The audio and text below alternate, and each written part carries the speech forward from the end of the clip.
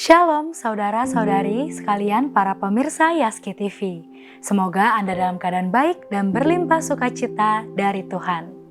Cerita Kasih adalah kumpulan kesaksian dari program misi, baik online Yaski Radio dan Yaski TV, serta onsite radio Heartline Network, dan Cerita Kasih akan tayang 2 minggu sekali. Di perjumpaan kali ini, kita akan saksikan cerita kasih dari Bapak Idaman Sembiring. Simak kesaksiannya sampai selesai.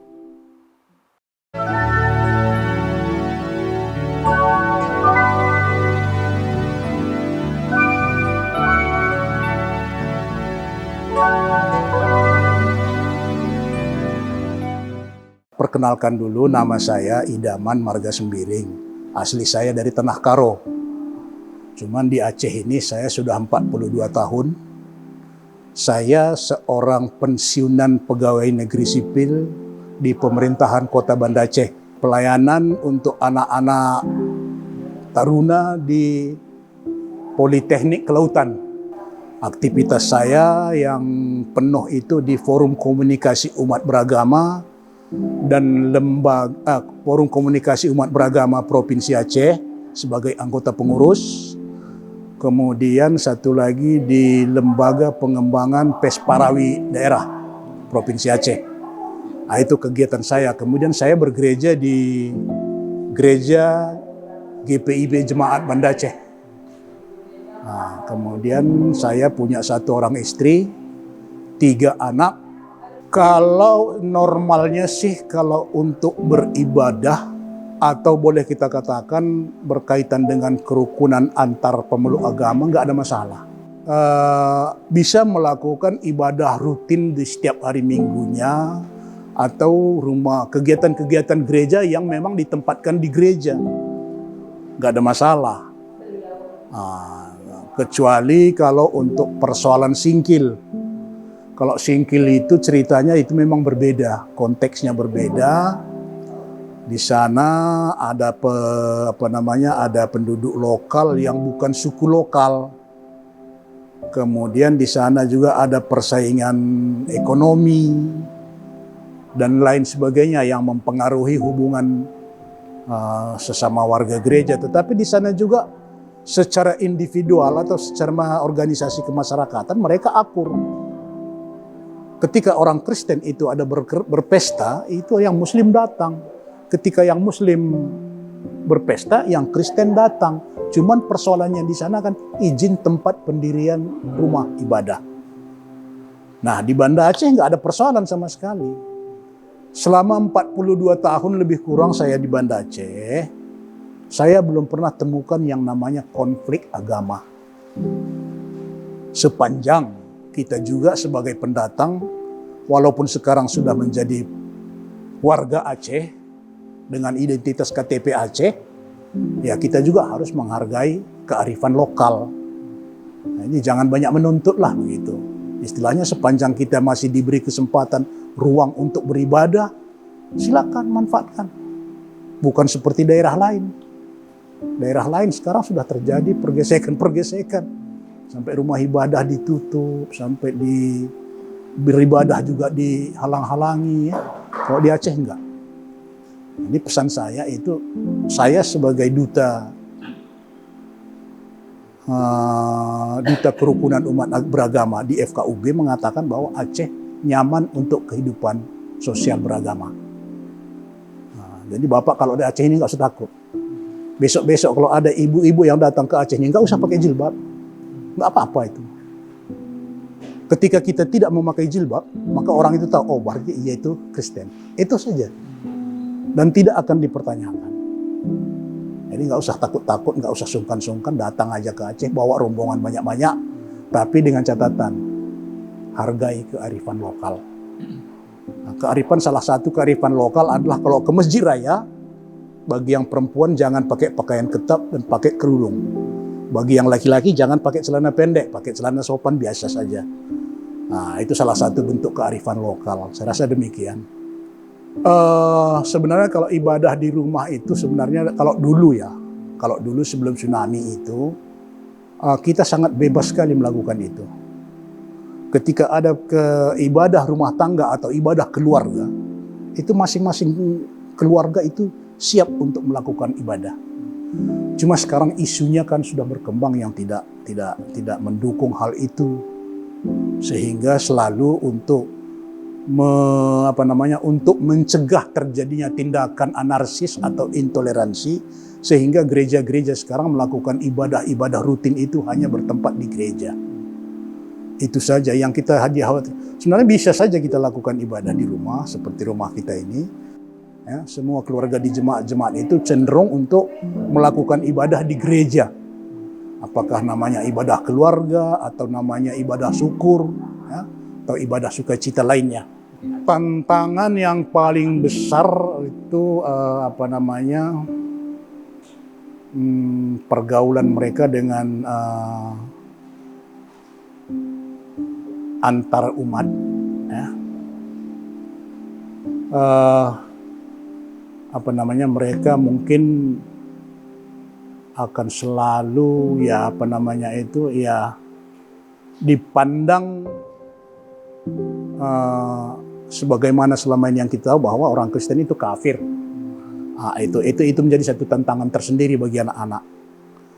Kemudian tantangan yang kedua seperti saya sampaikan tadi, karena pemahaman kontekstual tentang kekristenan yang kurang begitu paham, lain yang berbeda iman.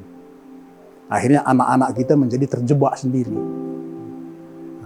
Apakah dia yang benar atau saya yang benar? Jadi akibatnya apa? Akibatnya itu tadi. Salah satunya mungkin bisa saja terjadi pemurtatan. Mualaf. Itu kemungkinan yang terjadi. Peran gereja sepengetahuan saya dalam hal itu hanya pembinaan kerohanian saja. Pembinaan kerohanian berkaitan dengan ibadah-ibadah. Tetapi untuk bimbingan penguatan kerohanian atau apalah namanya kita sebut. Misalnya dalam bentuk seperti kegiatan ini nggak ada yang gereja-gereja mampu untuk lakukan, nggak ada, atau memang tidak masuk dalam program kerja mereka, saya nggak tahu. Ada istilahnya kan ada kebangunan rohani, ya. Kalau dulu sebelum tahun 90-an itu ada orang-orang datang dari luar untuk membuat sebuah kegiatan dalam rangka kebangunan rohani. Jadi semua warga gereja diundang untuk hadir dan di situ didatangkan pendeta-pendeta dari luar. Kalau sekarang nggak ada. Walaupun diperbolehkan di gereja. Untuk dilakukan di gereja. Kalau di gereja sebenarnya nggak ada masalah.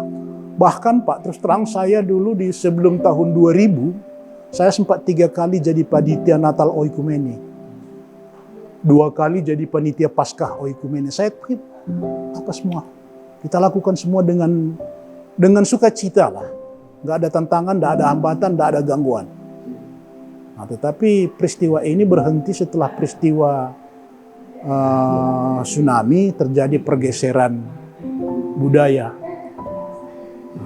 Terjadi pergeseran, munculnya paham-paham radikal, intoleran, dan ekstrim dan sebagainya. Itu yang membuat umat menjadi agak terdiam, daripada ke gereja pun enggak, ya sudah, biar begitu aja, di gereja aja semua. Itu dia.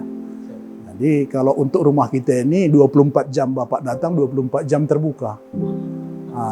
Itu bedanya Pak, kalau tempat lain. Karena begini, sebenarnya salah satu untuk kenyamanan kita tinggal di sebuah tempat, pendekatan kita dengan masyarakat setempat. Kemarin 2 minggu yang lalu ada orang meninggal di sini Pak. Saya ditelepon berkali-kali. Sibuk telepon saya, padahal saya di rapat FKUB itu. Akhirnya rapat saya tinggalkan, Pak izin tetangga saya meninggal, saya kalau nggak datang nggak enak. Saya diundang, sudah telepon dari tadi berkali-kali ini. Begitulah kedekatan saya dengan orang di sini.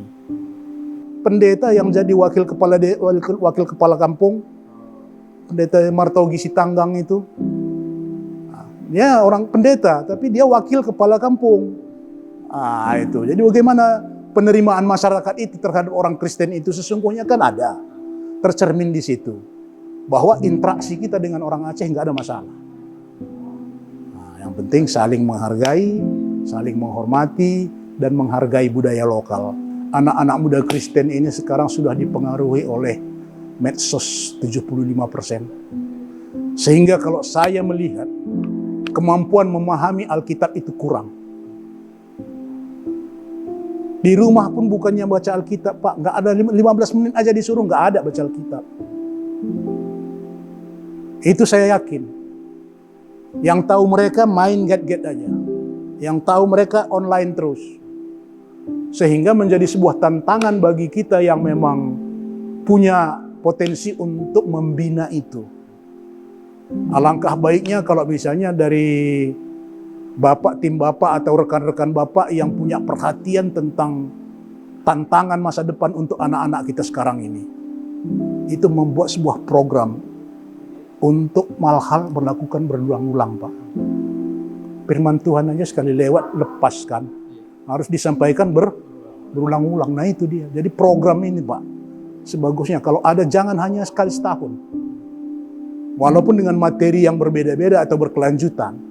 Bisa 3 kali atau 4 kali dalam 1 tahun. Bisa sebaiknya itu, Pak. Itu saran saya itu. Saya khawatir anak-anak kita ini suatu saat akan pada lari semua. Kalau pertemuan dengan mahasiswa yang notabene dari luar semua, Pak. Orang tuanya nggak ada di sini. Itu setiap pertemuan tanya sama si Bu Pipih itu. Itu saya tekankan jangan sampai salibkan Yesus 2 kali.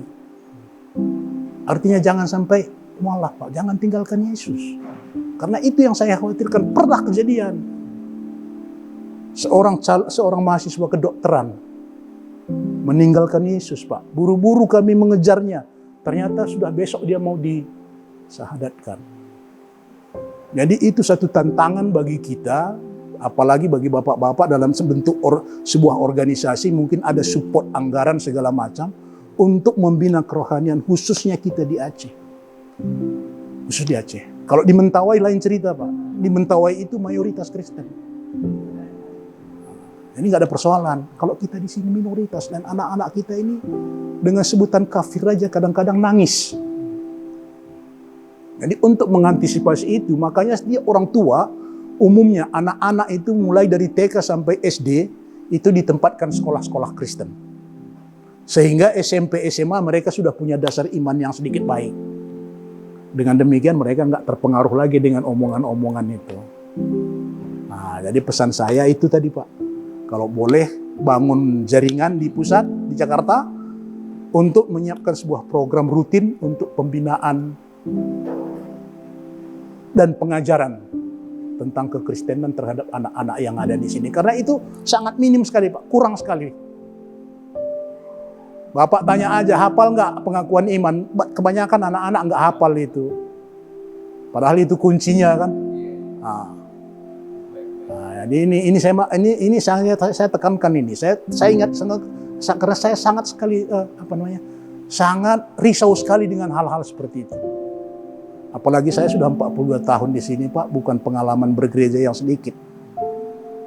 Pengalaman saya mengatakan bahwa anak-anak kita riskan untuk dibawa meninggalkan Yesus. Bapak Idaman Sembiring adalah seorang Kristen yang hidup berdampingan dengan agama mayoritas, tapi tetap menjaga adat dan budaya setempat dengan baik. Demikian cerita kasih kali ini. Semoga menjadi berkat dan dapat menginspirasi saudara-saudari untuk mengambil bagian dalam pelayanan, untuk mendukung program pelayanan misi Yayasan Yaski dengan berdonasi, supaya program ini terus berjalan dan menjadi berkat bagi banyak orang. Anda pun dapat membagikan cerita kasih di email di bawah ini. Jangan lupa untuk subscribe dan share untuk mendapatkan video-video kabar baik dalam iman Tuhan. Yaski TV, membangun iman, pengharapan, dan kasih. Tuhan Yesus memberkati.